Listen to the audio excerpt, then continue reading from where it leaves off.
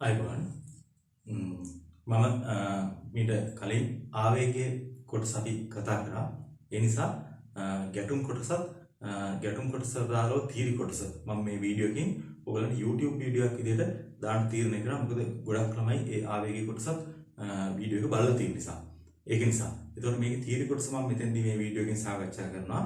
ඊළඟට මේකේ ඉතුරු ගණන් හදන කොටස් ටික සහ අනිත් පාඩම් මේ සියලුම දේවල් සිප්ලන් ආයතනයේ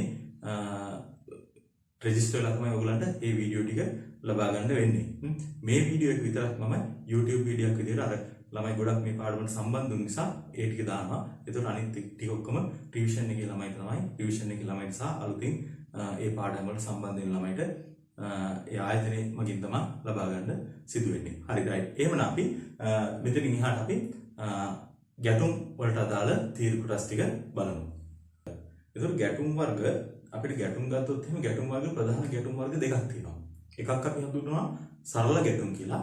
තව ගැටුම් කොටසක් තියෙනවා ඇල ගැටුම් කියලා. එතකොට සරල ගැටුම් සහ ඇල ගැටුම් කියන දෙකෙන් අපිට තියෙන්නේ සරල ගැටුම් කියන එක.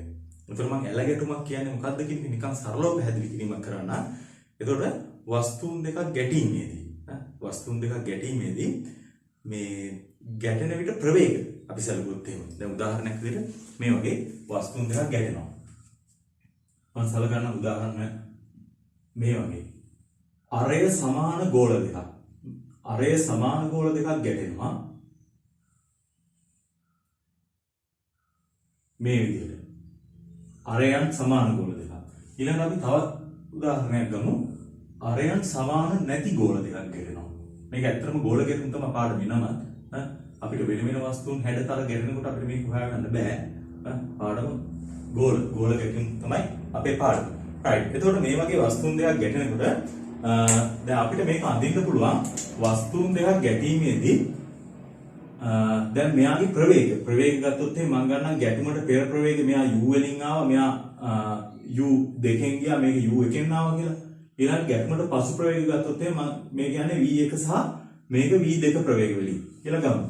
එතකොට මෙයාගේ ගැටුමට පෙර සහ ගැටුමට පසු ප්‍රවේග ගත්තොත් එහෙම ගැටෙන ලක්ෂයේදී ඇඳි පොදු අභිලම්බය. ගැටෙන ලක්ෂය කියන්නේ මේ ලක්ෂය.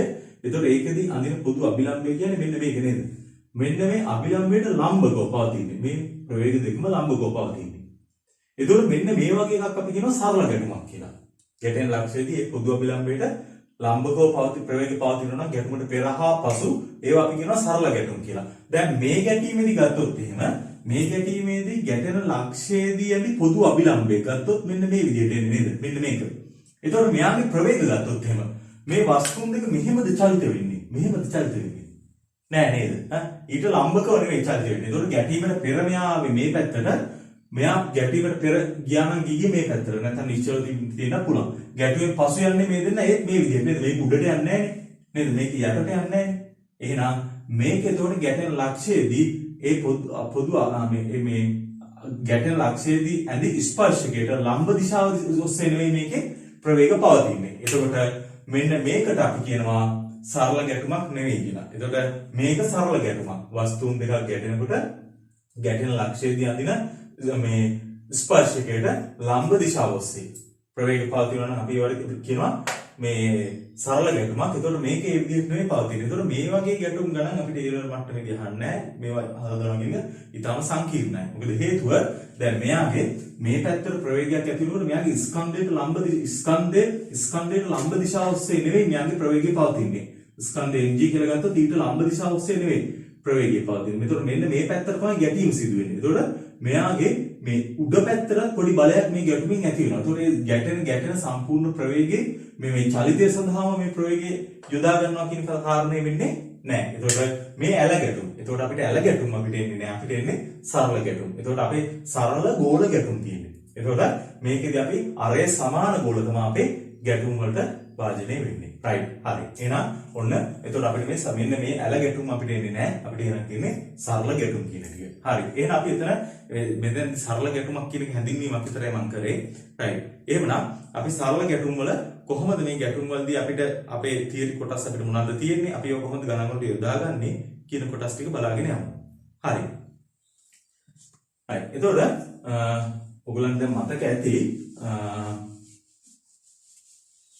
ගැටුම් වලදී යොදා ගන්නා ප්‍රධාන තීර දෙකක් තියෙනවා නේද? ප්‍රධාන තීර කොටස් දෙකක් තියෙනවා. එතකොට ඒවා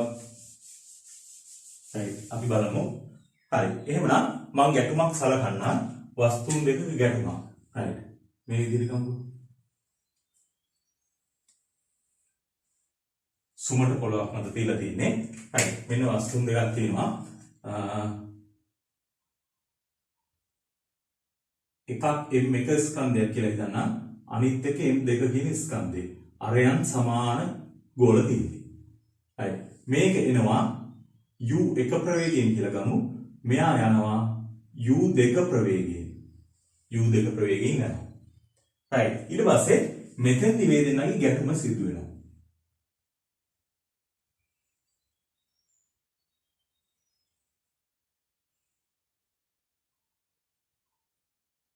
m1 හා m2 ගෝල දෙකේ ගැටුම. right. ගැටුමෙන් පස්සේ අපි ගමු m1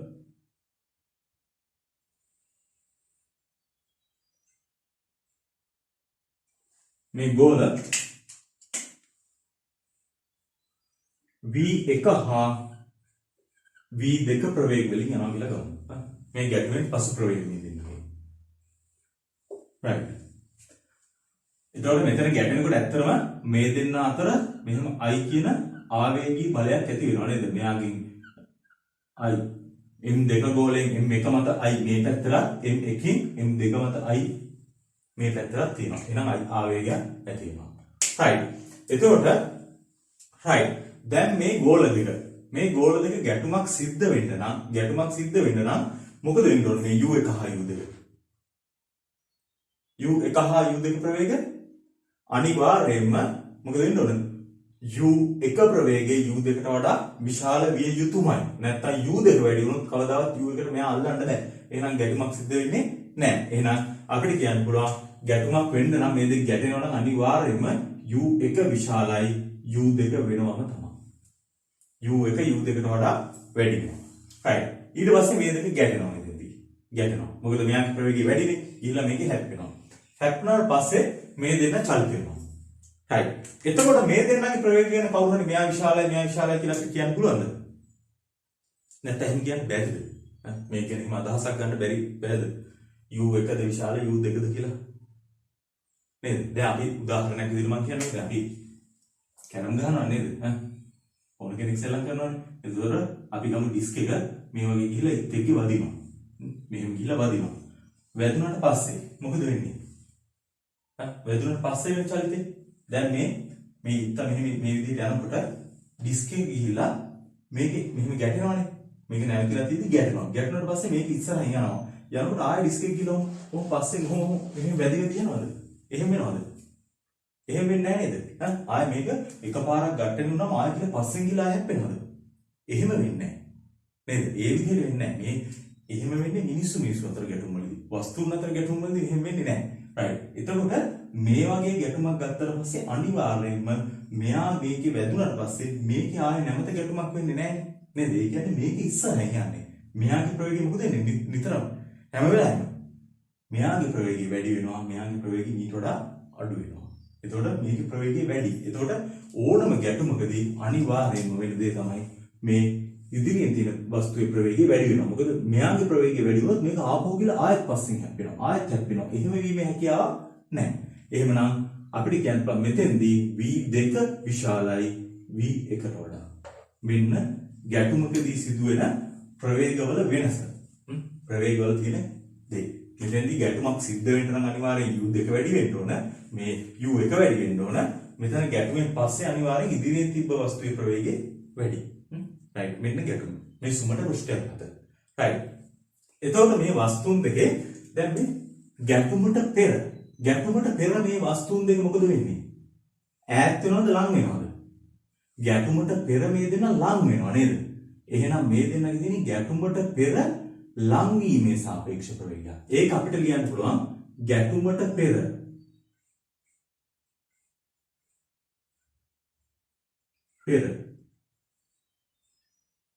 ලංවීමේ සාපේක්ෂ ප්‍රවේගය. ගැටුමට පෙර මේ දෙන්න අතර තියෙන ලංවීමේ සාපේක්ෂ ප්‍රවේගය. ඒ කියන්නේ මේ දෙන්න ලං වෙනවා. එතකොට මේක වැඩි ප්‍රවේගයෙන් යන්නේ. දැන් අපි උදාහරණයක් විදිහට කිව්වොත් මේක 7ක ප්‍රවේගයෙන් යන්නේ. මේක කියනවා 10ක ප්‍රවේගයෙන්. එහෙම આવොත් නේ ගැටෙන්නේ. එතකොට මේ දෙන්න අතර ලංවීම කීයද?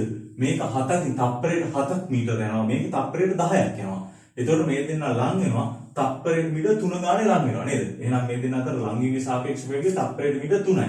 ඒක අපි හොයන්නේ වැඩි ප්‍රවේගය මේකෙන් අඩු ප්‍රවේගය අඩු කරන්න වෙනවා නේද? right. එහෙමනම් මෙතෙන්දී මේ ගැටුමේදී වැඩි ප්‍රවේගය u1 ඍණ u2 මෙන්න ගැටුමට පෙර ලංවීමේ සාපේක්ෂ ප්‍රවේගය. ඊට පස්සේ මේ දෙන ගැටුමෙන් පස්සේ මොකද වෙන්නේ මේ දෙක? ගැටුමෙන් පස්සෙත් ආයෙ ලං වෙනවද? ගැටුමෙන් පස්සේ ආයෙ ලං වෙනවා නම් ආපහු මේ දෙක කිල්ල ගැටෙනවා නේද? ගැටුමෙන් පස්සේ මේ දෙන්නගේ තියෙන්නේ මොකද්ද? මෙයාගේ ප්‍රවේගය වැඩි වෙනවා මෙයාගේ ප්‍රවේගය අඩු වෙනවා. එතකොට මේ දෙන්න මොකද වෙන්නේ? මේකේ ප්‍රවේගය වැඩි. මේක හැම වෙලාවෙම වැඩි වෙකින් යනවා. මේක අඩුයි. එතකොට එන්න මේ දෙන්න අතර පරතරය වැඩි වෙනවා නේ. එහෙනම් ගැටුමෙන් පස්සේ මේ දෙන්නට තියෙන්නේ මොකද්ද? වෙන්වීමේ සාපේක්ෂ ප්‍රවේගය. එහෙනම් අපිට කියන්න පුළුවන් මේ දෙන්නයි ගැටුමෙන් පස්සේ තියෙනවා ගැටුමට පසු වෙන්වීමේ සාපේක්ෂ ප්‍රවේගයක් තියෙනවා. ඒක අපිට කියන්න පුළුවන් කොහොමද? වෙන්වීමේ සාපේක්ෂ ප්‍රවේගය. මෙතෙන්දී වැඩි කවුද? වැඩි මෙයාගේ නේද? දැන් අපි හිතුවොත් මේක තප්පරයට මීටර අපි හිතුවොත් එහෙම මේක යනවා තප්පරයට මීටර 5කින් මේක ඉන්නේ 2කින්. ඒතකොට මේක 5කින් යනවා මේක 2කින් යනවා. ඒතකොට හැම තප්පරයකදීම මෙයා 5ක් යනවා මෙයා 2යි. ඒතකොට තප්පරයකට මෙයා මීටර 3ක් ගානේ පහු වෙනවා නේද? එහෙනම් තප්පරයට මීටර 3 බැගින් පහු වෙනවා. එතකොට ඒක තමයි මේ දෙන්න අතර වෙන්වීමේ සාපේක්ෂ ප්‍රවේගය. එහෙනම් වැඩි ප්‍රවේගයෙන් අඩු ප්‍රවේගය අඩු කරන්න ඕන. එතකොට වැඩි ප්‍රවේගයේ තියෙන්නේ v2. එහෙනම් වෙන්වීමේ සාපේක්ෂ ප්‍රවේගය වෙනවා v2 ඍණ v1. මෙන්න. එතකොට මෙන්න මේ දෙක සම්බන්ධ කරගෙන නිව්ටන් නියමයක් ඉදිරිපත් කරා. ඒකට අපි කියනවා නිව්ටන්ගේ පරීක්ෂණාත්මක නියමය කියලා. නිව්ටන්ගේ පරීක්ෂණාත්මක නියමයේදී නිව්ටන් කියලා තියෙන්නේ මොකද්ද? නිව්ටන්ගේ පරීක්ෂණාත්මක නියමයේදී වස්තුන් දෙකක් සරලව ගැටීමේදී ගැටුමට පසු ඒවායේ වෙන්වීමේ සාපේක්ෂ ප්‍රවේගයත් ගැටුමට පෙර ඒවායේ ලංවීමේ සාපේක්ෂ ප්‍රවේගයත් අතර අනුපාතය නියතයක් කියලා තමයි නිව්ටන් කියලා තියෙන්නේ. එතකොට මේ අනුපාතයේ නියතයක් කියලා නිව්ටන් කියලා තියෙනවා. right. එහෙනම් අපි ඒක ලියාගමු. right. ඔයගොල්ලෝ මේක ලියාගන්න. මේක ලියාගෙන අපි නිව්ටන්ගේ පරීක්ෂණාත්මක නියමය ලියාගමු. right. ගන්න බලන්න එන්න.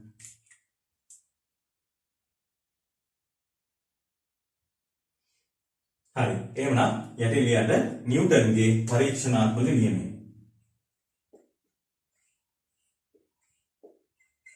නිව්ටන්ගේ පරීක්ෂණාත්මක නියමය.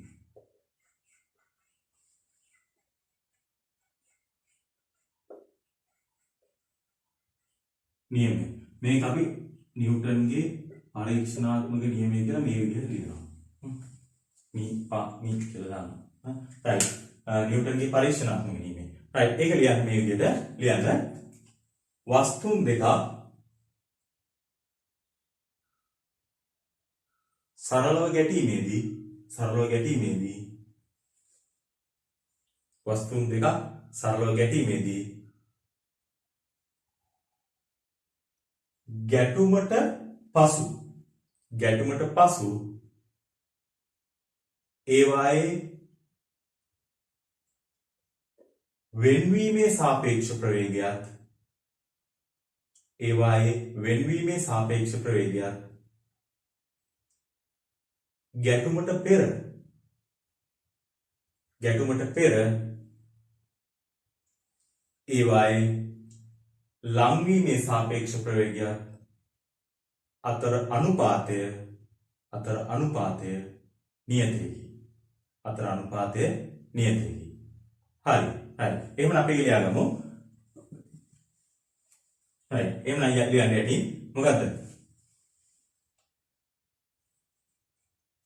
ගැටුමට පසු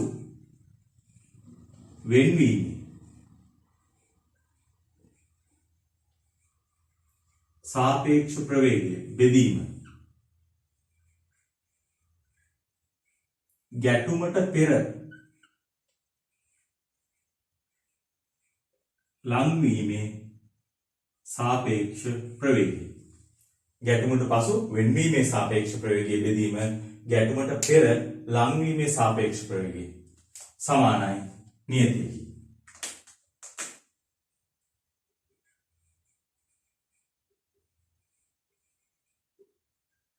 මේක නියමයක්. මේක නිව්ටන් හොයාගත්ත නියමයක්. right. හරි. එහෙමනම් අපි මේ ගානට අදාළව මේ දේ යොදාගමු. මේ ගානට අදාළව මේක යොදාගමු. right. එතකොට අපිට එනවා ගැටුමට පසු වෙන්වීමේ සාපේක්ෂ ප්‍රවේගය. ගැටුමට පසු වෙන්වීමේ සාපේක්ෂ ප්‍රවේගය අපි හොයලා තියෙන්නේ. ගැටුමට පසු වෙන්වීමේ සාපේක්ෂ ප්‍රවේගය කියන්නේ ඉදිරියෙන් යන වස්තුවේ කලින් තියෙන වස්තුවේ ප්‍රවේගය අඩු වෙන්න ඕන. එහෙනම් අපිට ඒක කියන්න පුළුවන් v2 ඍණ v1 බෙදීම ගැටුමට පෙර ලංවීමේ සාපේක්ෂ ප්‍රවේගය. එතකොට ගැටුමට පෙර වස්තුන් දෙකේ ලංවීමේ සාපේක්ෂ ප්‍රවේගය අපිට කියන්න පුළුවන් u1 ඍණ u2යි. u1 ඍණ u2 සමානයි මේ නියතය මෙයා හොයාගෙන තියෙනවා e කියලා. e නියතය e වෙනවා. right. එහෙනම් මේ තමයි මේ වස්තුන් දෙකේ ගැටුමට පසු වෙන්වීමේ සාපේක්ෂ ප්‍රවේගය ගැටුමට පෙර මේ ලංවීමේ සාපේක්ෂ ප්‍රවේගය අතර අනුපාතය. ඒක නියතයක් කියලා තමයි නිව්ටන් ප්‍රකාශ කරලා තියෙන්නේ. ඒ නියතය අපි ගන්නවා e කියලා. මේක නියතයක් e. right. එතකොට මේ e ට අපි කියනවා වස්තුන් දෙකේ ප්‍රත්‍යාගති සංගුණකය කියලා. ප්‍රත්‍යාගති සංගුණකය. ඊළඟට ප්‍රත්‍යාගති සංගුණකය.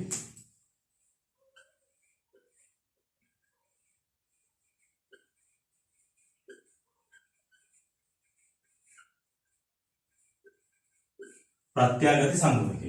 right. ඒ ප්‍රත්‍යාගති සංගුණකය කියන්නේ ප්‍රත්‍යාගති සංගුණකයේ තියෙන විශේෂත්වය තමයි ප්‍රත්‍යාගති සංගුණකය.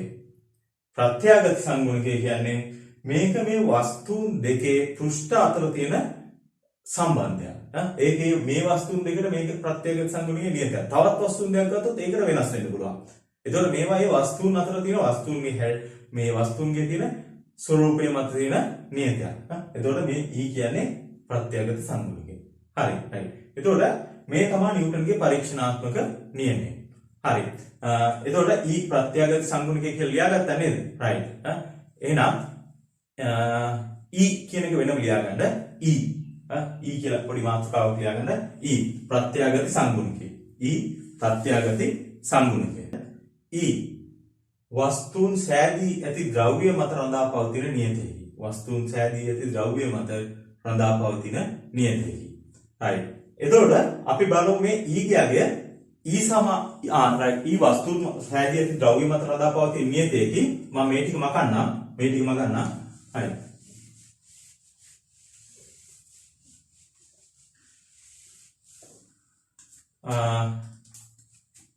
ඔය E කියන එක ප්‍රත්‍යාගත සංගුණකය කියලා ලියාගත්ත තැන ලියාගන්න E බිඳුවට වඩා විශාල හෝ සමානයි E කුඩයි හෝ සමානයි 1 බිඳුවත් එකත් අතර රඳා පවතින නියතයක්. ඒක බිඳුව වෙන්නත් පුළුවන් 1 වෙන්නත් පුළුවන්. මේ දෙන්න අතර ඕනම වර්ගයක්. ඒතකොට මේක භාග සංඛ්‍යාවක් වෙන්නේ බොහෝ දුරට නැත්නම් 1 වෙන්නත් පුළුවන්. ඒකේවත් තියෙනවා. හරි. right. ඒතකොට මේ විදිහට E තියෙන්නේ. right. එතකොට ඊළඟට ලියාගන්න E සමානයි 1 විට. E සමානයි 1 විට මොකද වෙන්නේ? right. E සමානයි 1 වුණොත් එහෙම අපිට ලියන්න පුළුවන් මෙන්න මේකෙන් මොකද වෙන්නේ? නැත්නම් මෙතනින් උනත් ලියන්න පුළුවන්. මෙතන ලියුවොත් එහෙම අපිට එනවා මොකද? v2 ඍණ v1 බෙදීම u1 ඍණ u2 සමානයි 1යි කියලා එනවා. නේද? එහෙමනම් අපිට මේක ලියන්න පුළුවන් v2 ඍණ v1 සමානයි u1 ඍණ u2 කියලා. එතකොට මේකෙන් අපිට ආවේ මොකද්ද? මේකෙන් ආවේ v2 ඍණ v1 අපි මොකක් කියලාද කිව්වේ? v2 ඍණ v1 v2 ඍණ v1 කියලා කිව්වේ ගැටුමට පසු වෙන්වීමේ සාපේක්ෂ ප්‍රවේගය නේද? එහෙනම් අපිට කියන්න පුළුවන් වෙන්වීමේ සාපේක්ෂ ප්‍රවේගය වෙන්වීමේ සාපේක්ෂ ප්‍රවේගය සමානයි u1 ඍණ u2 කියලා අපි කිව්වේ ලංවීමේ සාපේක්ෂ ප්‍රවේගය නේ. ලංවීමේ සාපේක්ෂ ප්‍රවේගය වෙන්වීමේ සාපේක්ෂ ප්‍රවේගය සමානයි ලංවීමේ සාපේක්ෂ ප්‍රවේගය. ඒතර මේ දෙන්න අතර මේ ප්‍රවේග වල සාපේක්ෂ ප්‍රවේග අතර වෙනසක් වෙලා තියෙනවද? නෑ නේද? මේ දෙන්න කලින් මේ දෙන්නගේ වෙන්වීමේ සාපේක්ෂ ප්‍රවේගයත් මේ ලංවීමේ සාපේක්ෂ ප්‍රවේගයත් දැන් පස්සේ වෙන්වීමේ සාපේක්ෂ ප්‍රවේගයත් මේ දෙකම සමාන වෙලා. එතකොට මේකෙන් තේරෙන අදහස තමයි මේක මට මෙතනින් හරියට විස්තර කරන්න බෑ. තව තැනකින් අපි කියන්නවා. රයිට්. එතෙන්දී මම ඒ වුණාට මේක මම සරලව කියන්නම්. වෙන්වීමේ සාපේක්ෂ ප්‍රවේගයත් ලංවීමේ සාපේක්ෂ ප්‍රවේගයත් සමානයි කියන්නේ මේ දෙන්න අතර තිබුණ ප්‍රවේග වෙනස එකම අගයක තිබිලා තියෙනවා නේද? එහෙමනම් මේ දෙන්නගේ ශක්ති හානියක් සිදු වෙලා නැහැ. ශක්ති හානියක් සිදු වෙලා නැහැ. එතකොට අපි කියනවා මේ අවස්ථාවේදී ගැටුම පූර්ණ ප්‍රත්‍යස්තයි. පූර්ණ ප්‍රත්‍යස්තයි. එහෙනම් ලියන්න මෙවිට ගැටුම පූර්ණ ප්‍රත්‍යස්ත වේ. ගැටුම පූර්ණ ප්‍රත්‍යස්ත වේ. ගැටුම පූර්ණ ප්‍රත්‍යස්ත වේ. right. හරි නේද? එතකොට E සමාන 1 විට අන්තිමට ලියන්න ඕන ගැටුම පූර්ණ ප්‍රත්‍යස්ත වේ. හරි. right. එහෙනම් අපි ඊළඟට ගමු E සමානයි බිඳුව කියන අවස්ථාවක්. මොකද මේක විශේෂ අවස්ථාව දෙකක්. ඒ නිසා තමයි මම මේ දෙක ගැන කතා කරන්නේ. right. ඊළඟට අවස්ථාව ගමු අපි E සමානයි බිඳුව විට. E සමානයි බිඳුව විට. E සමානයි බිඳුව උනොත් එහෙම මේකට මම දාලා බලන්නේ. එතකොට E සමානයි බිඳුව උනොත් අපි කියන්න වෙන්නේ V2 ඍණ V1 බෙදීම U1 ඍණ U2 සමානයි බිඳුවයි. මෙන්න ආවගේ අපිට. මේ දෙන්නගේ වෙනස සමානයි බිඳුවයි. right. එතකොට මට පුළුවන් U1 ඍණ U2 කින් හරස් ගුණ කරන්න. එතකොට බිඳුවෙන් වැඩුණාම වෙනවා V2 ඍණ V1 සමානයි බිඳුවයි. එහෙමනම් අපිට එනවා V1 සමානයි V2යි. එහෙමනම් අපිට එතනින් එනවා V1 සමානයි V2යි කියලා. මොකද්ද V1 සමානයි V2යි කියන එකෙන් අදහස් වෙන්නේ අපිට? V1 සමානයි V2යි කියන එකෙන් අදහස් වෙන්නේ ඒ කියන්නේ මේක ගැටුණා ගැටුමට පස්සේ V1 සහ V2 කියන ප්‍රවේග දෙකම එකයි. එකම අංගේ. එහෙනම් මොකද වෙලා තින්නේ මේ දෙක? මේ දෙක අතර පරතරයක් හැදෙනවද ගැටුමින් පස්සේ? නෑ. ගැටුණු ගමන් මේ දෙන්නට එකම ප්‍රවේගය තියෙන්නේ. ඒ කියන්නේ දෙකම එකට මෙහෙම යනවා. එකට චලිත වෙන්නේ. ඒතර එකට චලිත වෙනවා කියන එකෙන් අදහස් වෙන්නේ මොකද්ද? මේ වස්තුන් දෙක ගැටුණු ගමන් ගැටුමින් පස්සේ මේ දෙක එකටම තමයි චලිත වෙන්නේ. එහෙනම් මොකක්ද ඒකේ අදහස?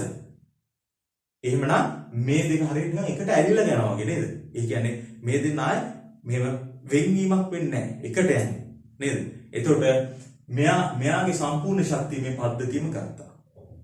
සම්පූර්ණ පද්ධතියම ගත්තා. එතකොට අපි හරියට නිකන් මේක අර මැටි ගුලියකින් මොකක් හරි වස්තුවකට ගැහුවා වගේ. එතකොට මැටි ගුලියකින් ගැහුවොත් ආයෙක ආපස්සට පැනීමක් හෝ ඒ දෙන්න අතර වෙන්වීමක් වෙන්නේ නැහැ නේ. ඒ දෙක මැටි ගුලිය ගිහලා ඇලෙනවා. ඊට පස්සේ වස්තුන් දෙකම එකට චලිත වෙනවා. එහෙමනම් මේ අවස්ථාවේදී අපි කියනවා ඒතකොට මෙයාගේ සම්පූර්ණ ශක්තිය මෙයා ගත්තා. මේ පද්ධතිය ගත්තා. එහෙමනම් අපි කියනවා ගැටුම අප්‍රත්‍යස්ත වේ. ගැටුම පූර්ණ ප්‍රත්‍යස්ත වෙන්නේ. මෙතන ගැටුම මේක කියනවා පූර්ණ අප්‍රත්‍යස්ත වේ. ගැටුම අප්‍රත්‍යස්ත වේ. පූර්ණ අප්‍රත්‍යස්ත වේ. අප්‍රත්‍යස්ත කියනවා. කියන්නේ ගැටුම අප්‍රත්‍යස්ත වේ. ගැටුම අප්‍රත්‍යස්ත වේ. right. එතකොට මෙන්න E සමානයි බිඳුව හා E සමානයි 1 වුණාම අපේ ගැටුම් වලදී වෙන වෙනස. හරි. right. එහෙමනම් නිව්ටන්ගේ පරීක්ෂණාත්මක නියමය අපි කතා කරා. right. ඒත් එක්කම අපි මේකට තව යොදා ගන්නා දෙයක් තියෙනවා. ගම්‍යතා සංස්ථිති මූලධර්මය. right. අපි ඒක ගැන කතා කරමු. right. එතකොට මම මෙන්න මේ ගැටෙන මොහොත මෙන්න මේ අවස්ථාවම පොඩ්ඩක් වෙනම රූප සරණයකට ගන්නවා. right. එහෙමනම් මේ වස්තුන් දෙක ගැටෙන අවස්ථාව right. ගැටෙන අවස්ථාවේ මේ විදිහට තියෙන්නේ නේද?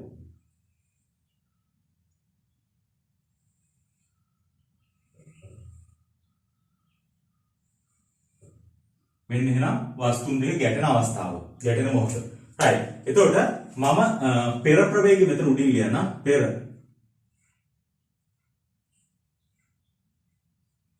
පසු ප්‍රවේගය.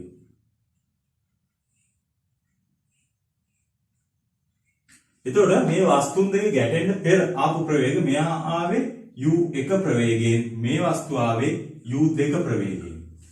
right. මේ වස්තුව ගියා ගැටුවෙන් පස්සේ V1ෙන් මෙයා ගියා V2ෙන්. වස්තුන් දෙකේ ස්කන්ධ තිබුණා. මේ වස්තුව M1යි මෙයා M2යි. right. එතකොට මේ වස්තුන් දෙක ගැටෙනකොට අපි හොඳටම දන්නවා වස්තුන් දෙකක් ගැටෙනකොට මේ දෙන්න අතර මොකක්ද වෙන්නේ? මේක එකවරම ගැටුමක් වුණා. ගැටුමක් කියන්නේ මේ දෙන්න අතර ආවේගයක් ඇති වෙනවා නේද? එතකොට අපි ආවේගය කියන කොටස මීට කලින් කොටසදී අපි කතා කරලා තියෙන්නේ. මෙයා මත I ආවේගයකුත් මේ වස්තුවෙන් අනිත් වස්තුව මත I ආවේගයකුත් ඇති වෙනවා. එතකොට මේ තියෙන I තියෙන්නේ මේ M2 වස්තුවේ M1 වස්තුව මත ඇති වෙන ආවේගය. මොකද M1 වස්තුවේ බල යා මත ලකුණු කරන්නේ. මේ M1ෙන් M2 මත ඇති වෙන ආවේගය. right. දැන් එහෙමනම් අපිට මට පුළුවන් මේ දෙන්නට වෙන වෙනම I සමානයි ඩෙල්ටා M දාන්න නේද? right. එහෙමනම් මම දානවා M1ට m එකට අපිට කැමති දිශාවකට දාන්න පුළුවන්. right මම මේ පැත්තට දාන්නම්කෝ. I සමානයි ඩෙල්ටා m u ගාමිතා වෙනස. right එතකොට m එක වස්තුවේ I කියන්නේ මේ පැත්තට. එහෙමනම් යාට තියෙන්නේ ඍණ I එකක් නේ. ඍණ I සමානයි. මෙයාගේ ස්කන්ධයේ m එකයි m1 මෙයාගේ ඒ කියන්නේ ප්‍රවේග වෙනස අපි ගන්න නේද? right එතකොට ගම්මිතා වෙනස. එතකොට මේ දිශාවට දැන් මේ දිශාවට තමයි ප්‍රවේග දෙක තියෙන්නේ. එහෙනම් මේ දෙකම ධනාගයන්. එතකොට පසු ගම්මිතාවෙන් පෙර ගම්මිතාවේ අඩු වෙන්න ඕන. පසු ගම්මිතාවේ ප්‍රවේගය v1යි. එහෙනම් අපිට එනවා mv1කින් අඩු වෙන්න ඕන m1u එකක්. පෙර ගම්මිතාවේ අඩු කරා. right එහෙමනම් මට ඊළඟට දාන්න පුළුවන් මේ m එකට දාලා ගත්තේ m2කටත් මේ සමීකරණයම දාන්න පුළුවන් නේද? එහෙනම් මම m2කට දානවා. m2කට m2කටත් මම මේ දිශාවටම දාන්නම්. I සමානයි ඩෙල්ටා m u. I සමානයි ඩෙල්ටා m u. right m2කට මම දාලා ගත්තොත් එහෙම m2කේ I ආවේගී බලය ඒ දිශාවටම තියෙන. එහෙනම් ඒක ධනාගය I සමානයි ගම්මිතාවේ. එතකොට පසු ගම්මිතාවේ m2v2 එනවා නේද? m2v2 අඩු වෙන්න ඕන පෙර ගම්මිතාවය m2u2 අඩු වෙන්න ඕන m2u2. මෙන්න එහෙනම් මේ දෙන්නගේ ගම්මිතා මේ I සමානයි ඩෙල්ටා m දාලා ගත්තේ. right මේක මම අංක 1 කියලා ගන්නම්. මේක අංක 2 කියලා ගන්නම්. අංක 1 සහ අංක 2. එතකොට අපිට පුළුවන් අංක 1යි අංක 2 එකතු කරා නම් I ඉවත් වෙනවා නේද? එහෙනම් මම අංක 1 සහ අංක 2 එකතු කරන්නම්. right 1 ධන 2. එතකොට 1යි 2යි එකතු වුණාම I ට I කැපිලා යනවා. I ට I කැපෙනවා. එහෙනම් අපිට එනවා මොකක්ද දෙන්නේ? බිඳුවයි. මේ පැත්ත බිඳුව සමානයි. එකතු වුණාම මේ පැත්තේ m1v1 m1v1 ඍණ m1u එක තියෙනවා නේද? ඒකට එකතු වෙනවා මෙතනින් m2v2 ඍණ m2u2. m2v2 ඍණ m2u2 කියනගේ එකතු වෙනවා. හරි. එතකොට අපිට මේක ලියන්න පුළුවන් කොහොමද? මම මෙතනින් m1u1යි m2u2යි මේ පැත්තට ගන්න. ඍණාංගයන් දෙක. එතකොට මේ පැත්තට එනකොට ධන වෙනවා m1u1 ධන m2u2 කියලා එනවා මේ පැත්තට. සමානයි මේ පැත්ත ඉතුරු වෙනවා m1v1 ධන m2v2. එතකොට බලන්න m1u1 කියන්නේ මොකද්ද? m1u1 මේ වස්තුවේ ගම්මිතාවය පෙර ගම්මිතාවය. m2u2 කියන්නේ මේ m2 ස්කන්ධයේ පෙර ගම්මිතාවය. එතකොට මේ දෙන්නගේ පෙර ගම්මිතාවය මොකද වෙලා තියෙන්නේ? m1v1 සහ m2v2 කියන්නේ මේ දෙන්නගේ පසු ගම්මිතාවය. පෙර ගම්මිතාවය පසු ගම්මිතාවය සමාන වෙලා. එහෙනම් ගම්මිතා සංස්ථිතිය නේද? ගම්මිතාවයේ සංස්ථිතික වෙලා. එහෙමනම් අපිට මේකට ගම්මිතා සංස්ථිතිය දාගන්න පුළුවන්. එහෙනම් අපිට කියන්න පුළුවන් මොකද වෙන්නේ? මේ තියෙන මොකද්ද? පෙර ගම්මිතාවයේ පෙර ගම්මිතාව සමානයි වස්තුන් දෙකේ පසු ගම්මිතාව. පසු ගම්මිතාව. right. එහෙනම් මේ වස්තුන් දෙකේ පෙර ගම්මිතාවයත් පසු ගම්මිතාවයත් සමාන වෙලා. ඒ කියන්නේ ගම්මිතාවයේ සංස්ථිතිකයි. නේද? ගම්මිතා සංස්ථිතිය අපිට දාන්න පුළුවන් ඇත්තට මොන වගේ අවස්ථාවකද? වස්තුන් දෙකක් චලිත වෙන වස්තුන් දෙක ඕන එකට දාන්න පුළුවන්. එතකොට මේ වස්තුන් වල මොකක්ද වෙන්නේ? බාහිර බල ක්‍රියා කරලා නැත්නම්, ඒ කියන්නේ චලිත දිශාවට බාහිර බල මොනවත් ක්‍රියා කරලා නැත්නම් ගම්මිතාවේ සංස්ථිතිකයි. අන්න ඒ වගේ අවස්ථාවලදී අපිට ගම්මිතා සංස්ථිතිය යොදා ගන්න පුළුවන්. එහෙමනම් මේ වස්තුන් දෙකට අපිට ගම්මිතා සංස්ථිතිය මූලධර්මය දා ගන්න පුළුවන්. නේද? right. එහෙමනම් ලියාගන්න ගම්මිතා සංස්ථිතිය. රේඛී ගම්මිතා සංස්ථිතිය දාගන්නේ. right. එතකොට මෙහෙම ලියාගමු. ඒ කියන්නේ වස්තුන් දෙකක් මත ඔය රේඛී ගම්මිතාවේ කියලා කියන්නේ මේක වස්තුන් දෙකක් මත බාහිර බල ක්‍රියා කරන්න නොමැති නම් නෙවෙයි. බාහිර බල ක්‍රියා කරත් ප්‍රශ්නයක් නැහැ. ඒ බාහිර බලවල VGIQ ශුන්‍ය වෙනවා නම් බාහිර බලවල VGIQ ශුන්‍ය වෙනවා නම් අපිට ගම්මිතාවේ සංස්ථිතිකයි කියලා දාන්න පුළුවන්. දැන් උදාහරණයක් විදිහට මට මෙන්න මේ වස්තුවට විතරක් ගම්මිතා සංස්ථිතිය දාන්න බෑ. මොකද හේතුව මේ m1 කියන වස්තුව විතරක් ගත්තොත් එහෙම එයාගේ ගම්මිතාවේ සංස්ථිතික වෙන්නේ නැහැ. හේතුව මෙතනින් m1 කියන වස්තුව මත i කියලා බාහිර බලයක් ක්‍රියා කරනවා m1 වස්තුව මත. m1 කියලා ගලවලා ගත්තොත් එයාමද බාහිර බලයක් i කියලා තියෙනවනේ.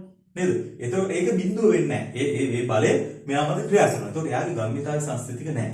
M2 ගත්තත් ඒත් එහෙමයි. හැබැයි M1 සහ M2 කියන දෙන්නම එකවර ගත්තොත් එහෙම මෙයා මත මේ පැත්තට මෙයා මත මේ පැත්තට අයි ක්‍රියා කරනවා. එතකොට මේ බල පද්ධතියට අපි දාලා තියෙන්නේ. එතකොට මේ බල පද්ධතිය ගත්තොත් මේ බාහිර බලයේ මේ ඓක්‍ය ගත්තොත් දෛශික ඓක්‍ය. ඒ කියන්නේ දිශාවල් සලකලා ඓක්‍ය ගත්තොත් බාහිර බලයේ බිඳුවක් කියලා තියෙනවා. අන්න ඒ වගේ අවස්ථාවක අපිට කෙලින්ම ගම්මිතා සංස්කෘතිය යොදා ගන්න පුළුවන්. රයිට්. මම මේ තියරි කොටසත් එක්ක පොඩ්ඩක් මේ පාඩම කතා කරගෙන යන්නේ. මොකද මේ අනුපන්ති තියරි ළමයි තියෙනවා. ඒතකොට ඒගොල්ලන් මේ පාඩම කලින් කරලා තියෙනවද නැද්ද කියන එක දන්නේ නැහැ. ඒතකොට එහෙම වුණොත් එහෙම මේ ඒගොල්ලන්ට අපහසුතාවයකටපත් වෙන නිසා මම ඒ කොටස පොඩ්ඩක් මතක් කරගෙන යන්නේ. හරි. රයිට්. එහෙමනම් ලියන්න මේ විදිහට ලියන්න ගම්මිතාවේ රේඛීය ගම්මිතා සංස්කෘතිය. රේඛීය ගම්මිතා සංස්කෘතිය නෙමෙයි. හරි. රයිට්. ලියන්න වස්තු පද්ධතියක් මත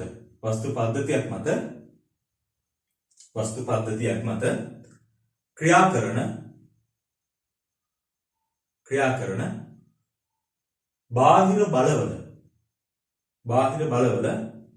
බාහිර බලවල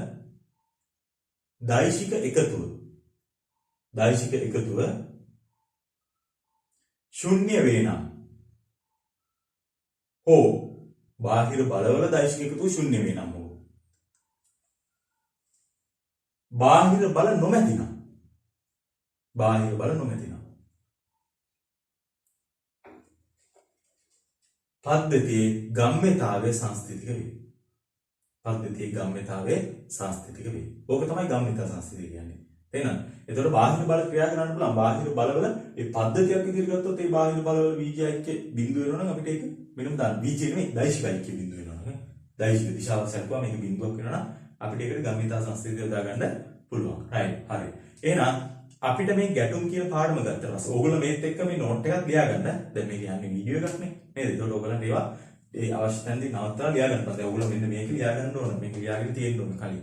ඊට පස්සේ තමයි අපි ගම්මිතාවේ මේ දෙක සමාන කරලා අපි මේකට ගම්මිතාවයත් යොදා ගන්න පුළුවන් කියන එක අපි කලින් පාඩමේ ආවේගය කියන කොටසෙන් අපි තහවුරු කරගත්තා. right. එහෙනම් මේකට මේ ගැටුම් වලට අදාළව නිව්ටන් ඉදිරිපත් කළා තියෙනවා නිව්ටන්ගේ පරීක්ෂණාත්මක නියමය කියලා එක නියමයක්. ඒකට ඒකත් අපිට යොදා ගන්න පුළුවන්.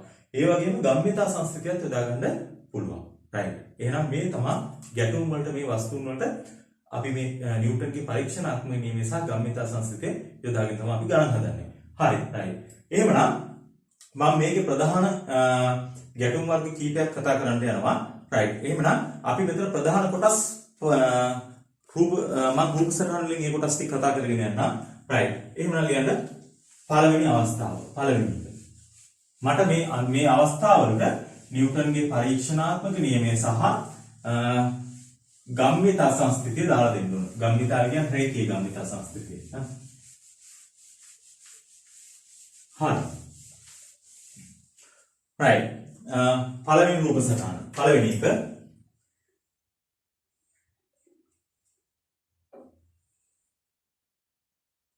වස්තුන් දෙකක් තියෙනවා සමානයි.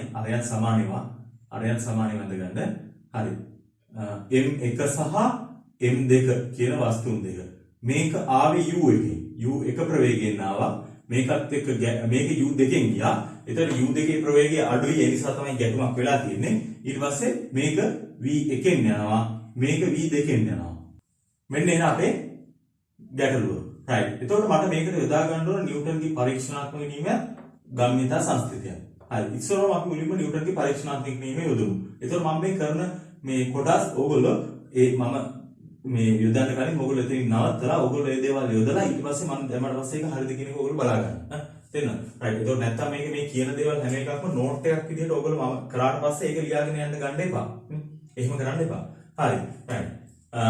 හරි. එහෙමනම් මම නිව්ටන්ගේ පරීක්ෂණාත්මක නියමය යොදනවා. නිව්ටන්ගේ පරීක්ෂණාත්මක නියමය දෛශිකයක්නේ මේ දිශාවට යොදනවා. එතකොට නිව්ටන්ගේ පරීක්ෂණාත්මක නියමයේදී මේගොල්ලෝ කියලා තියෙන්නේ නිව්ටන්ගේ පරීක්ෂණාත්මක නියමයේදී කියලා තියෙන්නේ මොකද්ද?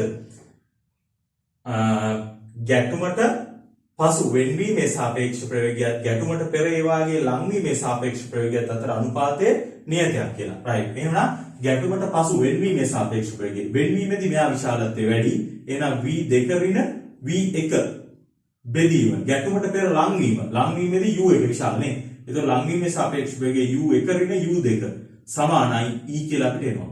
right මම මේක හරස් ගුණ කරනවා. එතකොට අපිට එනවා v2 ඍණ v1 සමානයි e වාරයක් u1 ඍණ u2. හරි. එතකොට මම මෙතනින් තව ඍණ ලකුණුකුත් පිටට ගන්නවා. එතකොට මට එනවා v2 ඍණ v1 සමානයි. ඍණ ලකුණක් පිටට ගත්තොත් එහෙම මෙතනින් එන ඍණ ලකුණයි මේ එන ඍණ ලකුණු නිසා මෙතන ඍණ e කියලා එනවා. එතකොට ඍණ ගත්ත නිසා u2 ධන වෙනවා නේද? එතකොට මේක එනවා මට u2 ඍණ u1 විදියට. හරි. එතකොට මෙන්න මේක තමයි මම ඇත්තටම මෙතනින් එහාදී ගැටළු වලදී මේ යොදාගන්නේ නිව්ටන්ගේ පරීක්ෂණාත්මක නියමයේ විදිහට. මොකද නැත්තම් මට වෙන්වීමේ සාපේක්ෂ වේගය, ලංවීමේ සාපේක්ෂ වේගය මේ නියමයේ මතක තියාගන්න වෙනවා. එතකොට අපි කෙලින්ම මේක යොදාගත්තම හරි. මොකද්ද මේකේ තියෙන වාසිය අපිට? මේක යොදාගත්තකොට මේකේ අපිට වාසියක් තියෙනවා මොකක්ද? නේද? මේකේ තියෙන වාසිය තමයි මේක. මම පසු ප්‍රවේග මේකෙන් මේක අඩු කරා නම් මම ඊළඟට කරන්නේ ඍණ e වාරයක් මේ මුලින් අඩු කරපු ප්‍රවේගයම තමයි. මේ m2 වස්තුවේ ප්‍රවේගයෙන් m1ම තමයි අඩු කරන්නේ. පළවෙනියම කරලා තියෙන්නේ m2කින් m1 අඩු කරලා. එහෙනම් මෙතනත් m2කින් m1. එතකොට ළමයට මේකෙන් මේක අඩු කරොත් මේකෙන් මේක අඩු කරන්න වෙනවා. right ඒකත් අපි එනවාද කියන එක බලමු. මම මේ දෙන්නගෙන් ඍණ ලකුණක් පිටට ගන්නවා. ඍණ ලකුණක් පිටට ගත්තොත් එහෙම අපිට එන්නේ මොකද්ද? මෙතනින් ඍණ ලකුණක් පිටට ගන්නවා. එතකොට මෙයාගේ පැත්ත මාරු වෙනවා නේද? v1 ඍණ v2 කියලා එනවා. එතකොට මේකේ ඍණ ලකුණක් ගත්තම මේක මෙතන ලිව්වේ නැහැ. මෙයාගෙනුත් ඍණ ලකුණක් ගන්නවා පිටට. එතකොට ඒ ඍණ ලකුණක් ආවා මෙතෙනුත් ඍණ ලකුණක් ආවා. එතකොට ඒ ආපු ඍණ ලකුණු දෙක කැපුණොත් මේ ඍණ ලකුණු ඉතුරු වෙනවා නේ. එතකොට මේ ඍණ ලකුණු මම එහෙමම තියන්නම්. ඍණ e කියලා ඉතුරු වෙනවා. මේකෙනුත් ඍණ ගත්තා. ඒක මේ පැත්තේ ආපු ඍණ එකට කැපුණා. එතකොට මෙතන එනවා u1 ඍණ u2 විදිහට එනවා. බලන්න ඒකත් අර මම ඉස්සෙල්ලා කියපු කතන්දරයට ගැලපෙනවද? මෙතන අපි කරලා තියෙන්නේ පසු ප්‍රවේගය. m1 පසු ප්‍රවේගයෙන් m2 පසු ප්‍රවේගය අඩු කරලා තියෙන්නේ. m1න් m2. එතකොට පෙර ප්‍රවේගයත් එහෙමයි m1 ප්‍රවේගයෙන් m2 අඩු කරා. එතකොට මේක අපිට හිතන්න දෙයක් නැහැ. අපි කෙලින්ම දානකොට එකවරම මේ විදිහට හිතලා දානවා. ඕගොල්ලෝ මේකෙන් මේක අඩු කරත් මේකෙන් මේකේ ප්‍රවේගය අඩු කරත් ප්‍රශ්නයක් නැහැ. තේරෙනවද? එතකොට මේකෙන් මේකේ ප්‍රවේගය අඩු කරොත් m1න් m2 පසු ප්‍රවේගය අඩු කරොත් ඍණ e වාරයක් u1 මේ m2 පෙර ප්‍රවේගයෙන් m2 පෙර ප්‍රවේගයම තමයි අඩු කරන්නේ. පසු ප්‍රවේග අඩු කරනකොට m2 ප්‍රවේගයෙන් m1 අඩු කරා නම් ඍණ e වාරයක් m2 පෙර ප්‍රවේගයෙන් m1 පෙර ප්‍රවේගයම තමයි අඩු කරන්නේ. එතකොට ඒක අපිට ලේසි අර නිව්ටන්ගේ පරීක්ෂණාත්මක නියමයේ මතක තියාගෙන දානවට වඩා. එතකොට මේකටත් අපි කියන්නේ නිව්ටන්ගේ පරීක්ෂණාත්මක නියමය කියලාම තමයි. එතකොට මේකේ ඍණ e එකක් වෙනවා. e කියන්නේ භාග සංඛ්‍යාවක්නේ. එතකොට භාග සංඛ්‍යාව අපි දන්නවා පෙර ලංවීමේ සාපේක්ෂ ප්‍රවේගය වැඩි පසු වෙන්වීමේ සාපේක්ෂ ප්‍රවේගයට වඩා එහෙම වෙනවා. මේකේ ශක්ති හානියක් තියෙනවා නම් එතකොට ගැටුමකදී සාමාන්‍ය ශක්ති හානියක් තියෙනවා. එතකොට ඒක නිසා පෙර ප්‍රවේගය වැඩි නිසා ඒක තමයි e ගෙන් වැඩිලා තියෙන්නේ. e කියන්නේ භාග සංඛ්‍යාවක්නේ. භාග සංඛ්‍යාව වැඩි කරා මේ දෙන්නගේ සාපේක්ෂ ප්‍රවේගයට පසු සාපේක්ෂ ප්‍රවේගයට පෙර එක සමාන වෙනවා. right. එහෙනම් අපි මේක දාලා ගමු. හරි. right. එහෙනම් මේක ඔහොමම ලියලා ඊට පස්සේ අපි ආයේ මේ රූප සටහන ඇඳලා දාමු. රූප සටහන ටික. right මේක එක කියලා දාන්න එපා. මේක අයින් කරන්නකෝ. right ඊළඟට ආයෙත් එක කියලා මේකම ඇඳලා අපි දාමු. මේක මම මේක හැඳින්වීමට ගත්තා කියලා ගන්න. හැඳින්වීමට. right එහෙනම් අපි ආයෙත් වස්තු කීපයක මේ ගැටුම් වලට මේ නිව්ටන්ගේ පරීක්ෂණාත්මක නියමයන් ගම්‍යතා සංස්කෘතික තමයි යොදා ගන්න යන්නේ. හරි. right එහෙනම් පළවෙනි රූප සටහන ගමු. මේක තමයි ආයෙත් ඇඳගන්න. පළවෙනි රූප සටහන. පළවෙනි අංක 1. එතකොට මේ ගැටුමට පෙර පසු ප්‍රවේගය තමයි දාලා තියෙන්නේ. පෙර පසු. මේක පෙර මේ පසු ප්‍රවේගය. මේ ගැටුම් අවස්ථාව දාලා තියෙන. අර ඉස්සලා වගේම අඳින්නත් පුළුවන්. මේ පෙර මේ දෙන්න එන එක දාලා ගැටුම් අවස්ථාව දාලා ඉඳලා පසු එක අඳින්නත් පුළුවන්. එතකොට ඒකට ලොකු ඉඩක් යනවා සහ ගොඩක් අඳින්න නිසා අපි මේ විදිහට තමයි හුඟක් වෙලාවට ලකුණු කරගන්නේ. හරි. එහෙමනම් අපි දැන් මේකට අපිට මේ ක්‍රමයෙන් එකවරම නිව්ටන්ගේ පරීක්ෂණාත්මක නියමයේ දාගන්න පුළුවන් නේද? හරි. එතකොට ඒක දෛශිකයක් නිසා දිශාව සලකලා දාන්නේ. හරි අපි වෙන දාලා ගමු. මේ දිශාවට. මට දාලා දෙන්න බලන්න නිව්ටන්ගේ පරීක්ෂණාත්මක නියමය. මොකක්ද එන්නේ? මම කිව්වා පසු ප්‍රවේගය තමයි අපිට වැදගත් වෙන්නේ. එතකොට පසු මම m2කින් m1 අඩු කරනනම් එහෙමනම් v2 ඍණ v1 එන්නේ. සමානයි. ඍණ e වාරයක් පෙර. එතකොට පෙර ඒ වගේ මම m2කින් m1 අඩු කරනම් m2කින් m1ම තමයි අඩු ගන්න ඕනේ. එතකොට m2 ප්‍රවේගයේ පෙර තිබිලා තියෙන u2 අඩු වෙනවා u1. මෙන්න නිව්ටන්ගේ පරීක්ෂණාත්මක නියමය. right. ඊළඟට මට මේකට ගම්මිතාවය දාන්න පුළුවන්. එහෙනම් ගම්මිතාවය දෛශිකයක් නිසා මම ගම්මිතා සංස්ථිතියක් දානවා. ඒකත් දාලා දෙන්න බලන්න. ගම්මිතා සංස්ථිති මූල ධර්මයි. දිශාව. ගම්මිතා සංස්ථිති.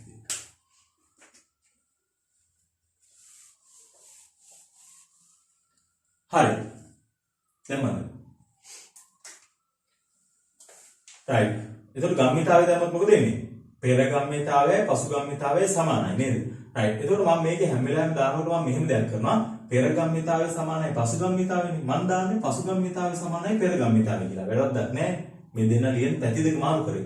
මොකද හේතුව පසු ප්‍රවේග තමයි අපි හැම වෙලාවෙම දන්නේ නැත්තේ. ඒතකොට මෙතනත් පසු ප්‍රවේග දෙක මුල තියෙනවා v2 ඍණ v1 කියලා. ඒතකොට මෙතනත් පසු ප්‍රවේග දෙක තිබ්බොත් අපිට මේ දෙක සුළු කරලා ලේසියෙන්ම v1 හා v2 හොයාගන්න පුළුවන්. ඒ නිසා ඒකට ලේසි වෙන්න කාලය ඉතුරු කරගන්න පුළුවන් වෙන්න මම මුලට දානවා පසු ගම්මිතාවය. ඒතකොට ඒක අපි ලියන්න අවශ්‍ය නැහැ. පෙර ගම්මිතාවය සමානයි පසු ගම්මිතාවය කියලා ලියන්න ඕනේ නැහැ. මොකද ගම්මිතා සංස්කෘති මූල ධර්මය කියන්නේ ඒකට නේද? right. එතකොට මම පසු ගම්මිතාවය ලියනවා මෙයාගේ මේ දිශාවට. මේ දිශාවට තියෙනවා ගම්මිතාවය මේ දෙකම එකම දිශාවට තියෙන මේ දිශාවට. එහෙනම් මේ දෙකෙම ධන ගම්මිතාවයක් එන්නේ මේ. එහෙනම් m1 v1 ධන m2 v2 ගම්මිතාවය පසු ගම්මිතාවයෙන් එනවා. ඒක සමාන වෙන්න ඕනේ මෙයාගේ පෙර ගම්මිතාවයට. පෙර ගම්මිතාවයත් ඒ දිශාවටමයි දෙකම තියෙන්නේ. එහෙනම් මේ දෙකම ධනා කියන්නේ. එහෙනම් අපිට එනවා m1u1 ධන m2u2 කියලා. එහෙනම් මෙන්න ගම්මිතා සංස්කෘතිය දාගත්තා. ඒතකොට අපි මේ විදිහට මේක මාරු කරන්න හේතුව මොකද්ද? මේ පෙර ගම්මිතාවය සමානයි පසු ගම්මිතාවය කියන එක මම පසු ගම්මිතාවය සමානයි පෙර ගම්මිතාවය කියලා දැම්මේ. එහෙම දාන්න හේතුනේ මේ නොදන්නා පද v1 v2 මෙතන මුලට ගන්න. එතකොට තමයි අපිට මේ දෙක විසඳලා අපිට v1 v2 හොයාගන්න පුළුවන්. right. මට අවශ්‍ය මේ අඳින හැම රූප සටහනකටම මෙන්න මේ නියම දෙක යොදා ගන්න. හරි. මෙන්න පළවෙනි එක. හරි. අපි යමු දෙවෙනි රූප සටහනට. දෙවෙනි රූප සටහන. මේක අඳගන්න. ඇඳලා ඕගොල්ලෝ මේක දාන්න. මම මේක එක දිගටම රූප සටහන ඇඳලා මේක යොදාගෙන යනවා. ඒතකොට ඕගොල්ලෝ කල්පනා කරලා දාලා ඊළඟ ඉතුරු ටික බලන්න. හරි. එතකොට දෙවෙනි රූප සටහන අපිට එන්නේ මේක. m1 m2 වස්තුන් දෙක. ගැටුමට පෙර මෙයා එනවා u1කින් මේක u2කින් ගිහිලා තියෙන්නේ. ගැටුමෙන් පස්සේ මේ දෙන්න එකම දිශාවට නෙවෙයි චලිත වෙන්නේ. මේ දෙක දෙපැත්තට චලිත වෙනවා. මේක v1කින් මෙහෙට යනවා, මෙයා v2කින් මේ පැත්තට යනවා. right. එහෙනම් මට මේකට නිව්ටන්ගේ පරීක්ෂණාත්මක නියමයක් ගම්මිතා සංස්කෘතිය දාලා දෙන්න. එතකොට මේ හැම ගැටුමකටම මේ ප්‍රත්‍යගත සංගුණිකේ e කියලා ගන්න. ප්‍රත්‍යගත සංගුණිකේ e කියලා අරගෙන අපි යොදාගෙන යමු.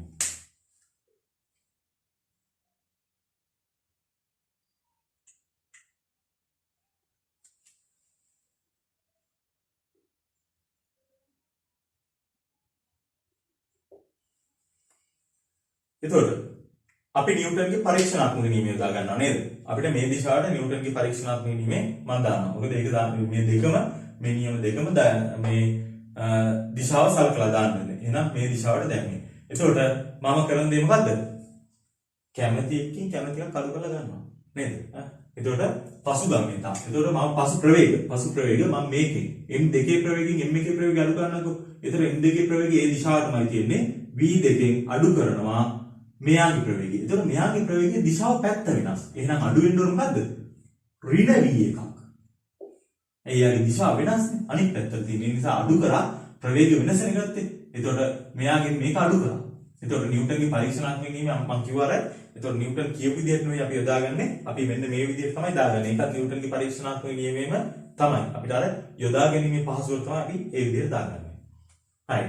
එතකොට මෙන්න පසුගම් ප්‍රවේග අඩු කරා. එතකොට ඒ අඩු කරද්දී මේකේ දිශාව අනිත් පැත්ත නිසා ඒක ඍණ අංගයක් තමයි අඩු වෙන්නේ. සමානයි ඍණ e වාරයක්. පෙර ප්‍රවේග වෙනස. එතකොට පෙර ප්‍රවේග වෙනස ගන්නකොට අපි ගන්නේ මුලින් අඩු කරපු වස්තුවෙන් තමයි මුලටම දාන්නේ. එතකොට මුලින් අපි සැලකුවේ m2 වස්තුවේ ප්‍රවේගය. එතකොට m2 වස්තුවේ ප්‍රවේගයෙන් m1 අඩු වෙනවා. එතකොට මේ දෙකම තියෙන අපේ ධන දිශාවට. එහෙනම් අපිට ඒකේ ලකුණු වෙනස් වෙන්නේ නැහැ. එතකොට u2කින් අඩු වෙනවා. කොහොමද අඩු කරන්න කියන්නේ? අඩු වෙනවා ධන u එක. එහෙනම් u එකක් අඩු වෙනවා. මෙන්න අපි නිව්ටන්ගේ පරීක්ෂණාත්මක නියමය යොදාගත්තා. right. ගම්මිතා සංස්කෘතිය මම මේ දිශාවටම දානවා ගම්මිතා සංස්කෘති මූලධර්ම. ගම්මිතා. එතකොට මම කිව්වා ගම්මිතාවය අපි දානකොටත් අපි ගම්මිතාවේ පසු ගම්මිතාවය තමයි මුලට ගන්නෙ මේ දෙක සුළු කරගන්න ලේසියට. එතකොට ගම්මිතාවේ පසු ගම්මිතාවය ගත්තොත් අපිට එනවා මෙයාගේ තියෙන ගම්මිතාවේ ධනද ඍණද? මම දාන්නේ මේ දිශාවට. මේකේ තියෙන ඍණ ගම්මිතාවයක් නේ. එහෙනම් ඍණ m1 v1 මේක ඒක අපේ දේ දිශාවට ධන m2 v2 සමානයි. පෙර ගම්මිතාවයෙන් ගත්තොත් m1 u1 ඒක ධන නේද? ධන දිශාවට m1 u1 අනිත් එකත් u2ත් ඒ දිශාවටම තියෙන ධන පැත්තට. එහෙනම් ඒකත් වෙනවා m2 u2.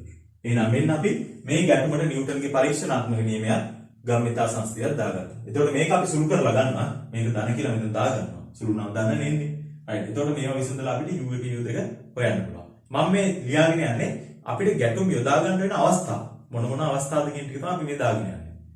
right. එහෙනම් මේ දෙවෙනි රූප සටහන ගත්තේ. හරි. අපි යමු එහෙනම් තුන්වෙනි රූප සටහනට. තුන්වෙනි එක.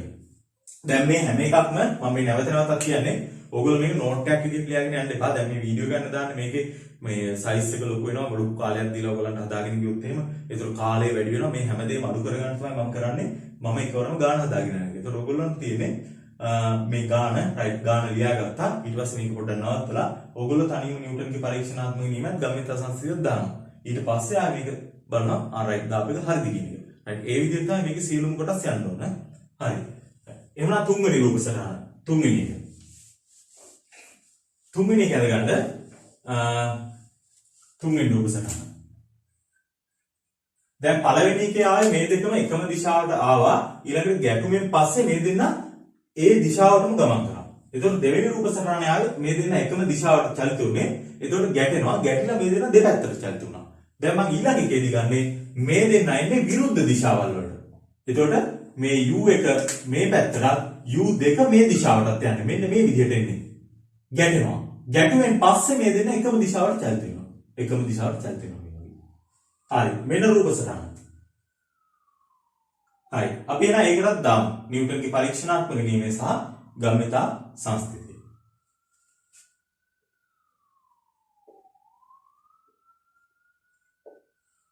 නිව්ටන්ගේ පරීක්ෂණාත්මක නියමය.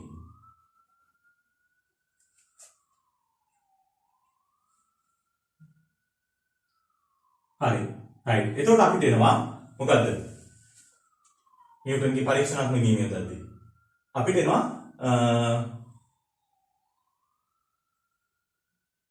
right. හදලා ගන්න දෙන්නේ නේද? හරි.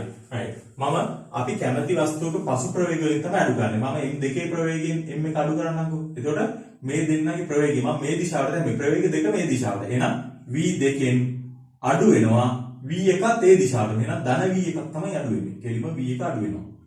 මෙන්න. සමාන. ඍණ e වාහය. පෙර ප්‍රවේගය නේද? ඒතර පෙර ප්‍රවේගය අඩු කරනකොට පෙර ප්‍රවේගය දැන් මම m2න් m එකෙන් අඩු කරා. එහෙනම් පෙරත් m2න් m එකම තමයි අඩු වෙන්න ඕන. ඒතර m2 ප්‍රවේගය u2න් u1 අඩු වෙන්න ඕන. ඒතර u2 දිශාව තියෙන ඍණ. එහෙනම් අනිත් පැත්තට. එහෙනම් ඍණ u2න් අඩු වෙනවා u1 ධන. u1 දිශාව ධන පැත්තනේ. එහෙනම් අඩු වෙනවා ධන u1. නේද? u1 අඩු වෙනවා. මේ මම මේ දිශාවට වෙනවා.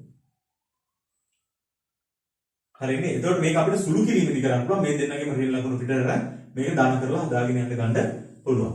දැන් ළමයික් අපි හිතමුකෝ මම මේකට විතරක් උදාහරණයක් මේක අනිත් පැත්තට ගන්නම්.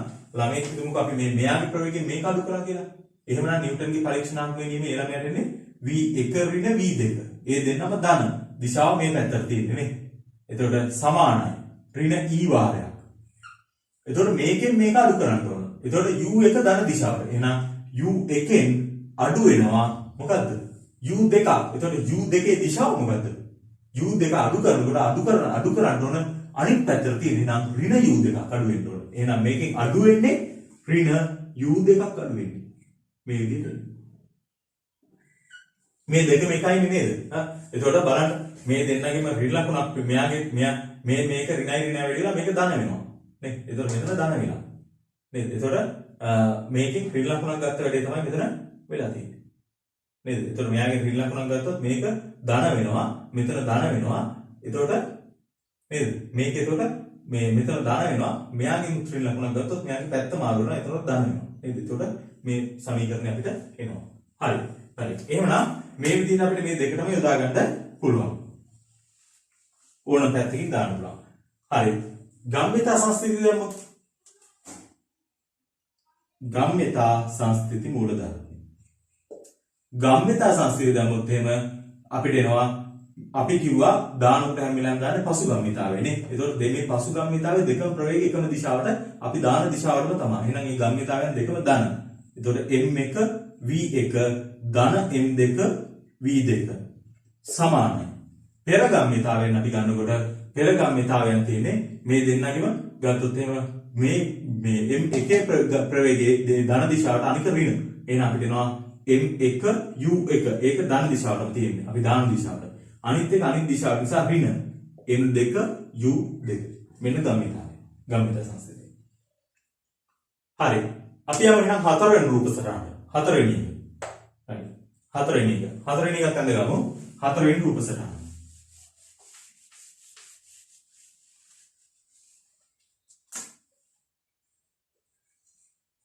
හතරවෙනි.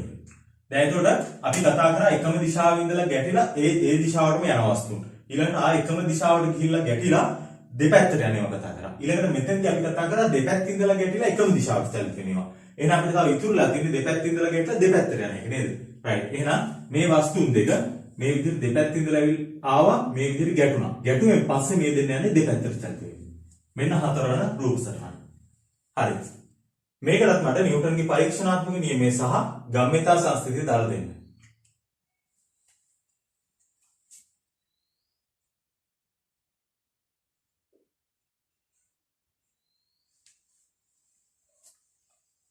නිව්ටන්ගේ පරීක්ෂණාත්මක නියමය.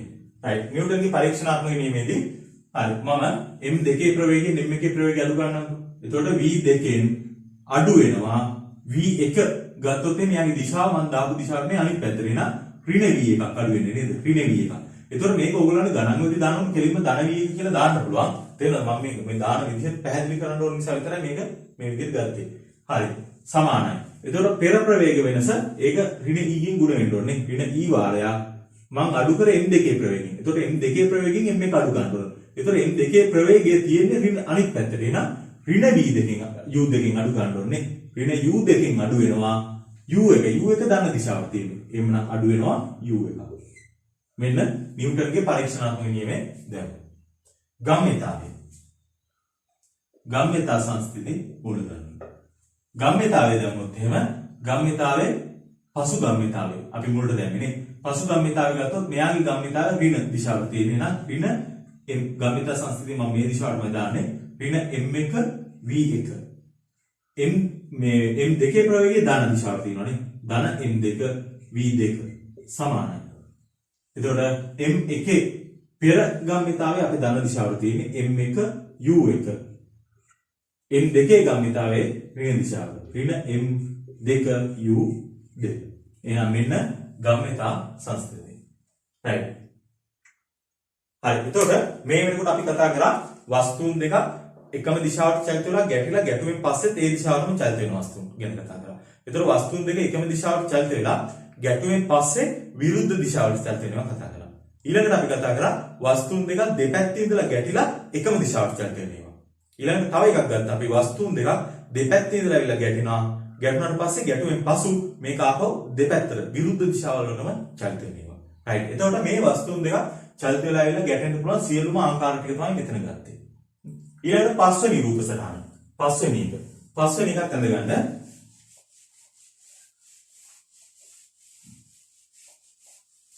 පස්වෙනි එක.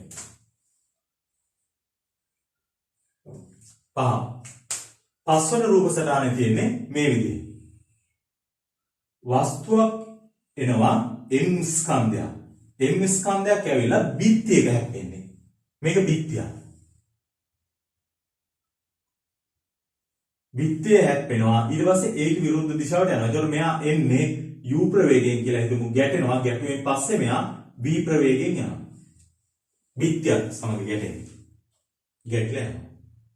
right මට මේකට දාගන්න ඕන. මහරයි ඔය මූලධර්ම දෙකම දාලා දෙන්නු ගන්න. ගම්මිතා නිව්ටන්ගේ පරීක්ෂණාත්මක නියමය සහ ගම්මිතා සංස්කෘතිය.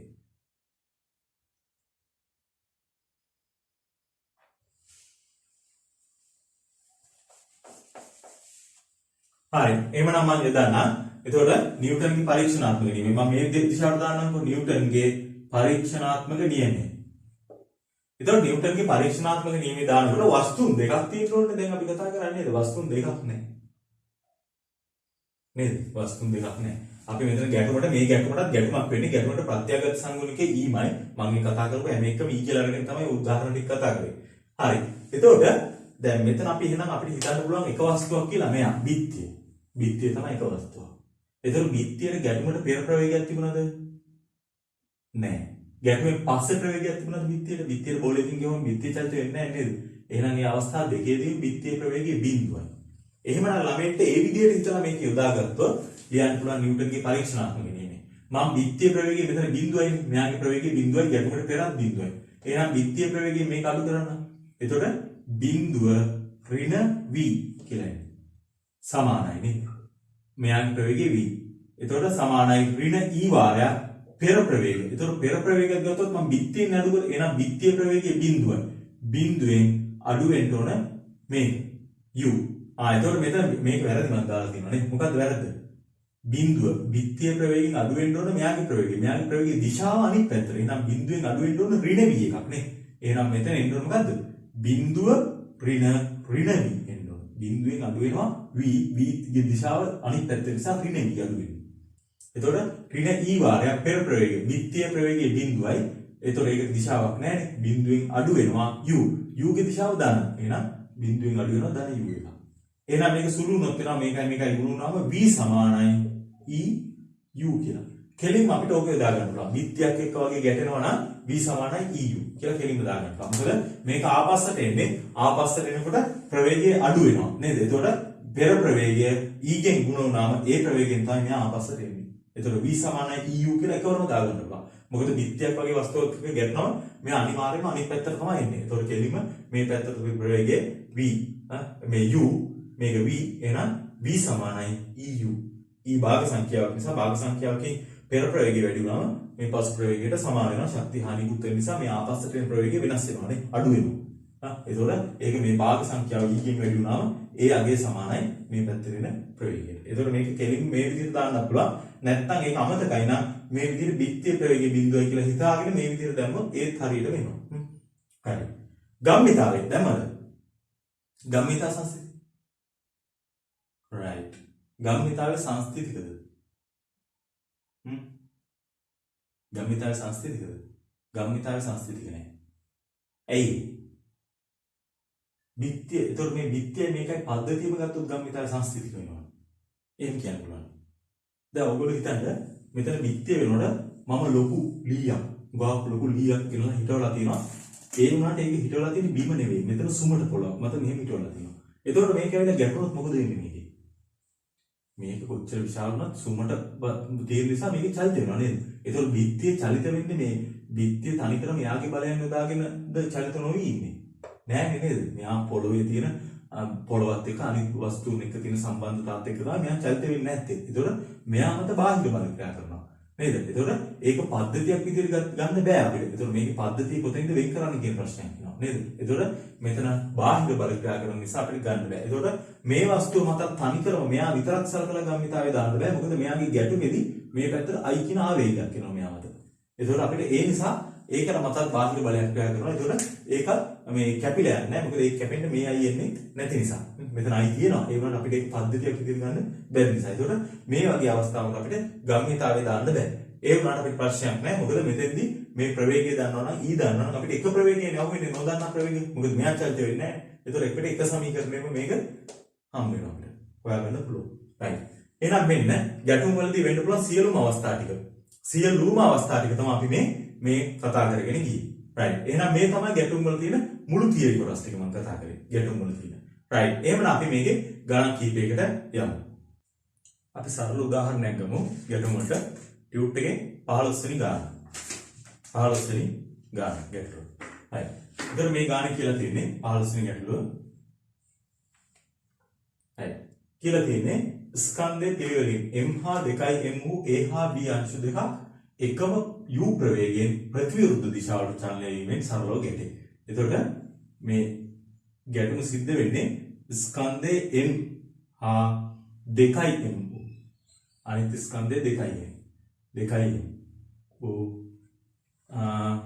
අංශු දෙකක්. A හා B අංශු දෙකක්. ඒතකොට අංශු දෙකක් කියන එකෙන් අදහස් කරලා තියෙන්නේ මේගොල්ලෝ අංශු දෙකක් කියලා ගත්තාට පස්සේ අංශුවක් කිව්වොත් එහෙම අරේ ශුන්‍ය වූ ගෝලයක් කියලා හඳුන්වන්නේ තියෙනවා. ඒතර වගේ අරේ ඒ කියන්නේ අරයන් සමානයි කියන අදහස දෙන්න අවශ්‍යතාවය නිසා තමයි මේක තව කියලා තියෙන්නේ.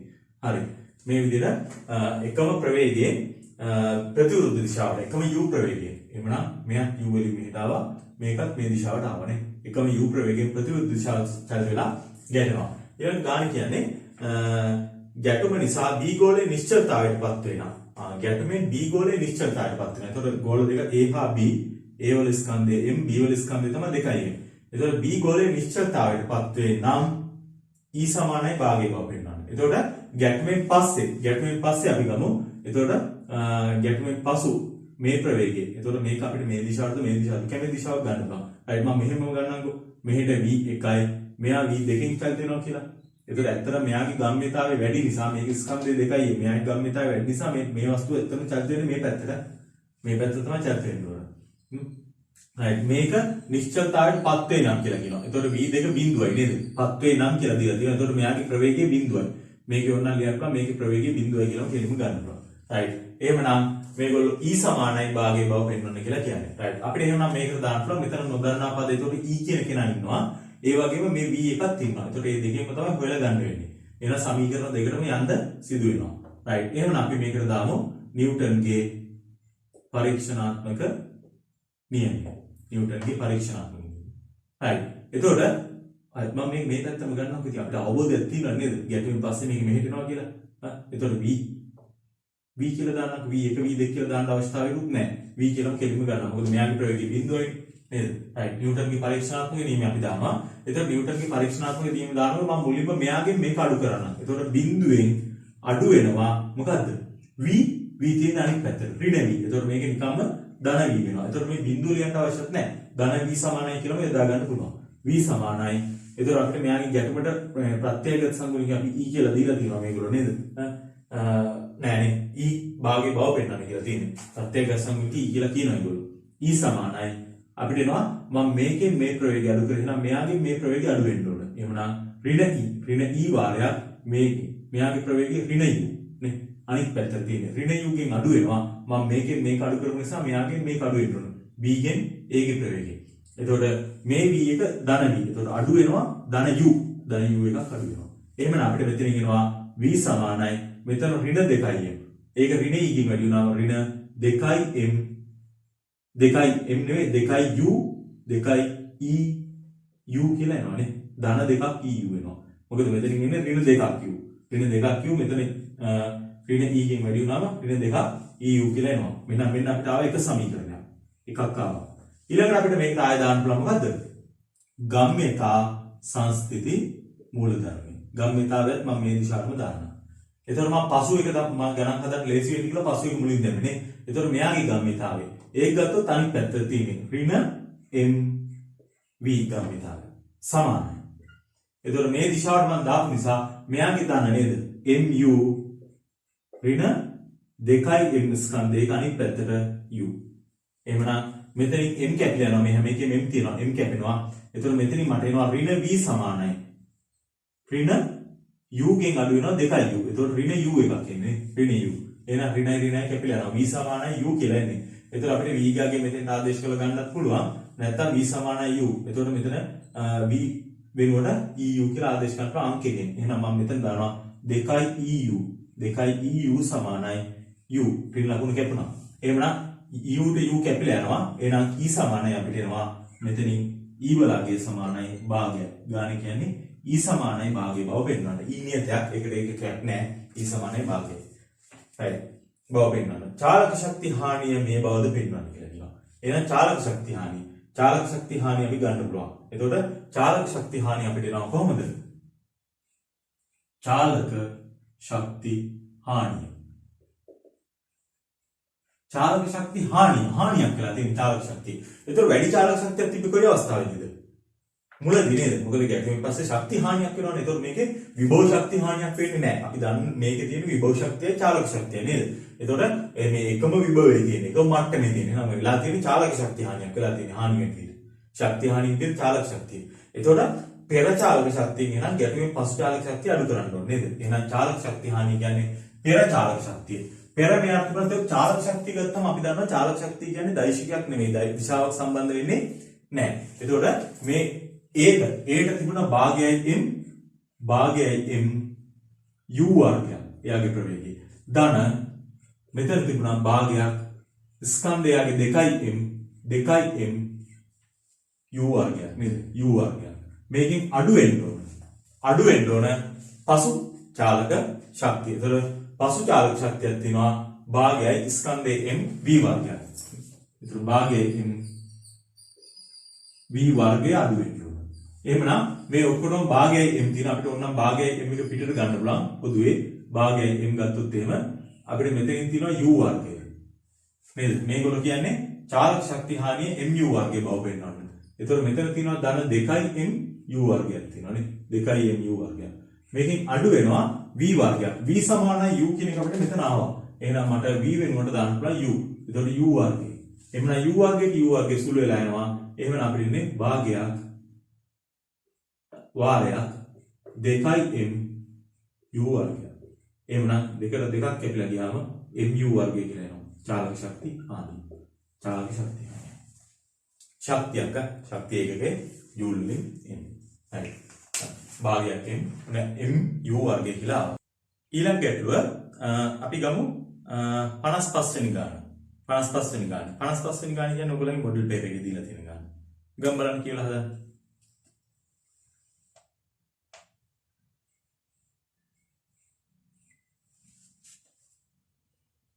ස්කන්ධයේ m හා ලැම්ඩා m වූ අංශු දෙකක් සුමට තිරස් මේසයක් මත පිළිවෙලින් u හා 2u බෙදීම 3 වේග වලින් එකිනෙක දෙසට චලනය වේ.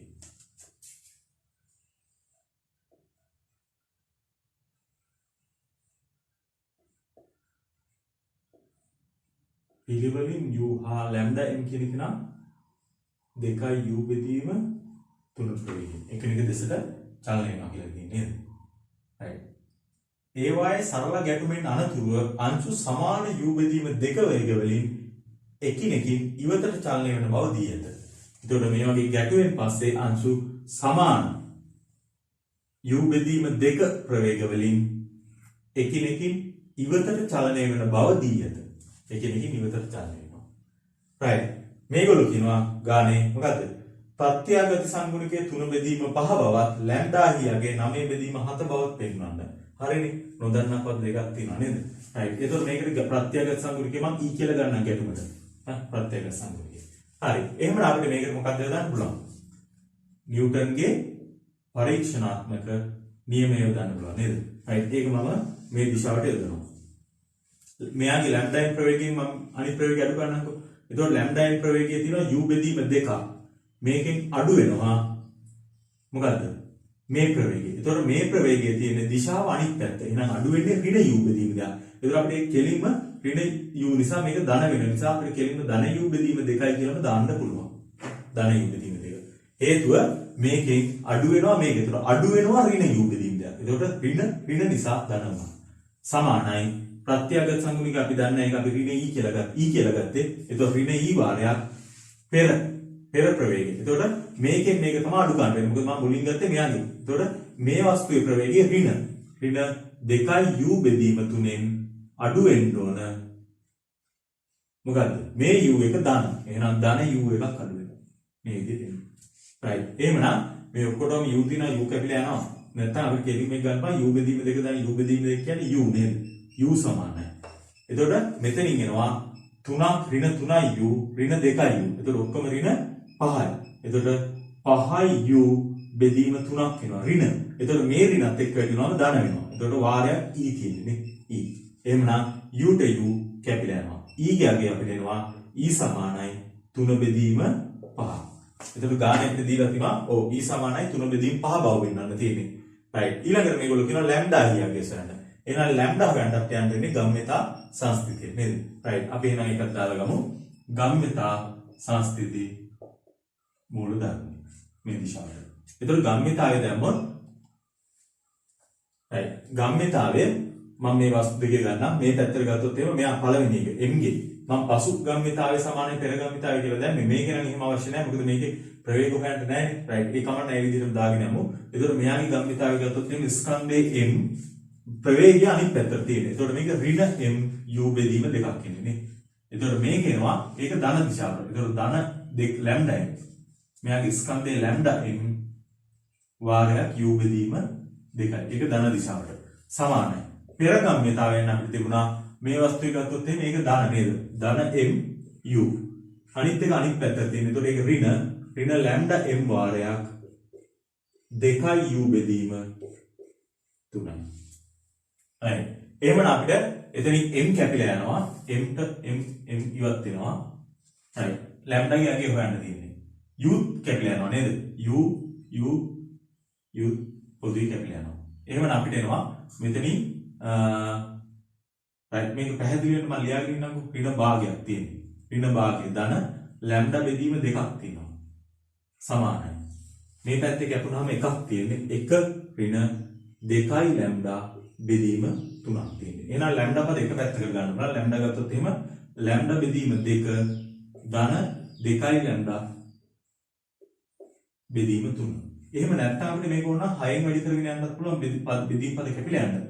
සමානයි. මේ පැත්තේනවා අපිට භාගය 1 ධන භාගයක්. භාගය අනිත් පැත්තට කියන්නේ. එහෙනම් අපි සුළු කරාම වෙනවා මෙතනින් 3යි ලැම්ඩා මේක දෙකෙන් වැඩි වෙනවා ධන 2යි ලැම්ඩා. ඒතකොට 3යි ලැම්ඩා ධන මේක දෙකෙන් වැඩිවම 4යි ලැම්ඩා. ඔක්කොම 7යි ලැම්ඩා එනවානේ. 7යි ලැම්ඩා බෙදීම 6ක්. සමානයි. භාගයෙන් එකක් එකතු වුණාම 1.5. ඒ කියන්නේ 3 බෙදීම 2ක් එන්නේ නේ. 3 බෙදීම 2යි. එහෙනම් අපිට සුළු වෙලා යනවා 3යි 1යි දෙකෙන් සුළු වෙනවා. එහෙනම් අර සුළු වුණොත් අපිට ලැම්ඩා එනවා. ලැම්ඩා සමානයි 3 වරක් 3 9යි. 9 බෙදීම 7ක්. ලැම්ඩා කියන්නේ 9 බෙදීම 7යි. right 9 බෙදීම 7 බව පෙන්වන්න. මේ තමයි කෙටි ප්‍රශ්නයක්. ඒතර අපේ ඇත්තටම මේක මොඩල් පෙරේකින් තියෙන එක අපේ විභාග රටාවේ ඇත්තටම ගැටුම් වලින් කෙටි ප්‍රශ්නයක් එනවා. අපිට කෙටි ප්‍රශ්න 10ක් එනවා. කෙටි ප්‍රශ්න 10ට ලකුණු 250ක් එනවා. ඒතර අපේ ප්‍රධානම ලකුණු දෙන්න ලොකුම තැන තමයි කෙටි ප්‍රශ්න ටික. රචනා ප්‍රශ්නයකට 150ක් නේ හම්බෙන්නේ. ඒතකොට කෙටි ප්‍රශ්නයකට ලකුණු 250ක් තියෙනවා. ඒතකොට එතන තමයි වැඩිම ලකුණු තියෙන්නේ. ඒතකොට අපේ ප්‍රධානම ටාගට් වෙන්න ඕන කෙටි ප්‍රශ්න ටික. ඒතකොට ගැටුම් හරියටම පුළුවන් නම් කෙටි ප්‍රශ්නයක් හරියටම පුළුවන් නම් අපිට හදාගන්න. ඕක ආවේගික පැත්තෙන් එන්නත් පුළුවන්. ආවේගික ගැටුම්. ඒතකොට අන්න ඒ විදිහට අපි මේ වගේ කෙටි ප්‍රශ්න ටික සම්පූර්ණ කර ගන්නවා. ඒතකොට කෙටි ප්‍රශ්න ටික අපි ළඟ සම්පූර්ණයි නම් අපිට කිසි ප්‍රශ්නයක් නැතුව අපිට පහසුවෙන් ලකුණු 250ක් තියෙනවා. 250න් 150න් එහාට පයින්න පුළුවන් නම් ඒ ළමයිකට ලේසියෙම B1කට A1කට එන්න ළඟා වෙන්න පුළුවන් කියලා තියෙනවා.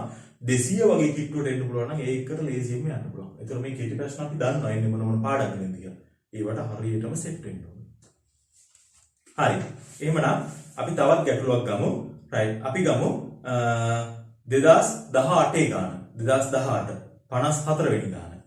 54 වෙනි ගාන කියන්නේ සුමට තිරස් මේසයක් මත එකම සරල රේඛාවක් දිගේ එකිනෙක දෙසට u වේගයෙන් චලනය වෙමින් තිබෙන ස්කන්ධයේ පිළිවෙලින් 2m හා mu ab අංශු දෙකක් සරලව ගැටේ. right. මේ ගානකදී මේ වගේ අපි දන්න ගණන් වලදී ඒ කියන්නේ අපි දැන් මේ පාඩම දන්නවා නම් මේකේ තියරි ටික දන්නවා නම් අපිට ගාන ලේසියෙන් හදාගන්න බෑ. ඒතකොට මේ ගාන කියනකොට හරියටම අවබෝධ කරගෙන රූප සරණ ඇඳලා මේක විනාඩි 3ක් විතර ඇතුළත හදලා ඉවර කරන්න ඕන. ඒතකොට තමයි අපිට ඉතුරු ගණන් වලට කාලය ඉතුරු වෙන්නේ. ඒතකොට අන්න ඒක අපිට වැදගත්. ඒතකොට මේ ගානත් අපි විනාඩි 5ක් හෝ 5කට වඩා වැය කරනවා නම් අපි වැඩක් නැහැ. අපේ මේ තියරියත් හරියටම ඉගෙනගෙන මේ කරන මේ උත්සාහය වැඩක් වෙන්නේ නැති වෙනවා. තේරෙනවද? ඒතකොට අපි මේ දන්න ලේසි පාඩම් ඒවා අපි ලේසියෙන්ම කරගෙන යනවා. ඒතකොට අපි හැම පාඩමක්ම අපි හරියටම තියරි කොටස් ටික කතා කරගෙන යන්නේ. ඒතකොට ඔයගොල්ලන් ඒ කරන හැම පාඩමකම හැම දෙයක්ම හරියටම ඒ අදාළ කාලයට වඩා අඩු කාලයකින් අපිට කරගෙන යන්න හැකියාව තියෙන්න ඕන. ඒතකොට අපිට විභාගෙට හරිය ලේසියෙන්ම උත්තර ටික ලියන්න යන්න පුළුවන්. හරි. ඒතකොට මේ ගාන කියන්නේ මේගොල්ලෝ වස්තුන් දෙකක් ගැටෙනවලු. ඒ දෙන්නගේ ස්කන්ධ දීලා තියෙනවා. හරි. ටක් ගාලා රූප සරණක් ඇඳ ගන්නවා. ඒතකොට මේක ස්කන්ධ කියනවා මේගොල්ලෝ ස්කන්ධ 2m හා m. එකක් 2m අනිත් එක m. ab කියලා වස්තුන් දෙයක්. මේක a මේක b පිළිවෙලින් කියලා දීලා තියෙනවනේ නේද? right. එකම දිශාවට චලන එකිනෙක දෙසට නේද?